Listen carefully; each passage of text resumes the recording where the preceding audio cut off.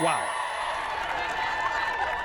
Welcome to the Russell Brown Show and this special tutorial that's all about working with silhouette photography.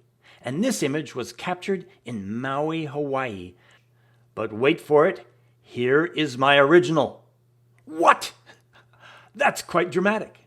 In this project, I'm going to start in Lightroom and I'm going to finish this project in Adobe Photoshop and I'm going to add that sky. That's right. I collect photographs of clouds and skies wherever I go, and I like to combine images together to make really dramatic photos. Okay, let's get started, and of course, it begins here in Adobe Lightroom. Here in Lightroom, I'm going to start with this series of images that I've captured in Maui of Maui Taiko performers. In this case, I'm going to work with this original image you see here. And I'm going to make it look like this. And these are the settings that I chose here in Lightroom first before I pass it over to Adobe Photoshop. Here under my light settings, I'm going in and adjusting shadows and whites. I want to open up the shadows and adjust the whites to get a bit more contrast.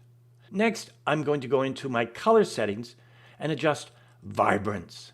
Really bring up the colors within the image. Here with a little bit of vibrance adjustments. Then next, dehaze and a vignette. Dehaze gets rid of a little bit of that soft value to the image, brightens things up, gives me a darker value to my colors, and especially darkens up my sky. I like the effect, but don't go too far with dehaze. Just enough, just a little, will always go a long way for any photograph. And of course, vignette. I want to darken the edges of my image, so I'm going to do that here with a simple vignette and adjust the midpoint as well. Okay, moving on to detail. I'm going to adjust the noise reduction and color noise reduction. Don't go too far on noise reduction. It will soften your image and start to blur the edges just enough. Noise reduction is always right, never too far. Next, moving on to optics and down to remove chromatic aberration right here.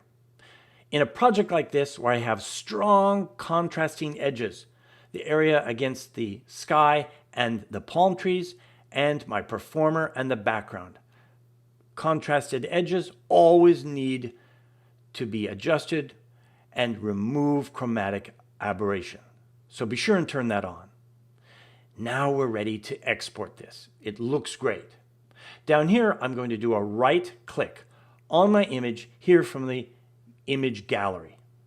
With a right click, you can then select Edit in Photoshop right here. You'll then copy this and transfer it over to Adobe Photoshop, as you see here. Now we're going to continue my project. Check this out. Here is the sky that I want to add to my image. I photographed this one evening and it was really fantastic. Always take a photograph of your favorite sunsets or sunrises so you can use them in future projects. Here also is this Starburst. This Starburst is available on the Adobe Stock Library collection of images. I'm going to combine both of those together and bring them over to my project. Here I'm going to start with this sky image. I'm going to select it here, tap and drag it over to my image, right here. Then I'm going to drop it into position, as you see here. I'm now going to adjust the opacity of the image down to 50%. When it's at its 50% value, I can adjust it and transform it so that it matches my image in the background. And specifically, I want to go in and match the horizon. I'm going to zoom in here so you can see how I've done this. I've drawn a baseline along the horizon, and I'm going to move my background so you can see how I've aligned the horizon of my clouds with the horizon here of my image right there. So now I can adjust the blend mode. when I turn on a blend mode of overlay, this is the result I get. Wow! Overlay is an amazing blend mode that will then blend the colors into my background image.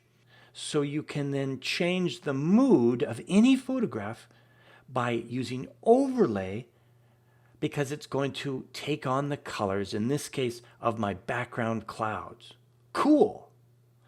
Now with the horizons lined up and the images adjusted appropriately, I can get the results as you see here. Wow! Wait, there's one more thing to add. I'm going to add in this starburst.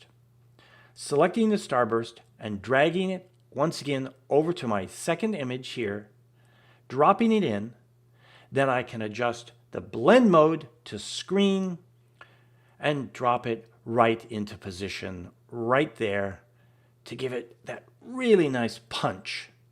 You have just seen some amazing capabilities here, both in Lightroom and Photoshop, to bring multiple images together to give you the results that you see here. Give these techniques a try when you want to really make a powerful statement with your photography. And don't forget, every time you see a great sunrise or sunset, take multiple photographs of it so you too can use it in projects like this. Give these techniques a try.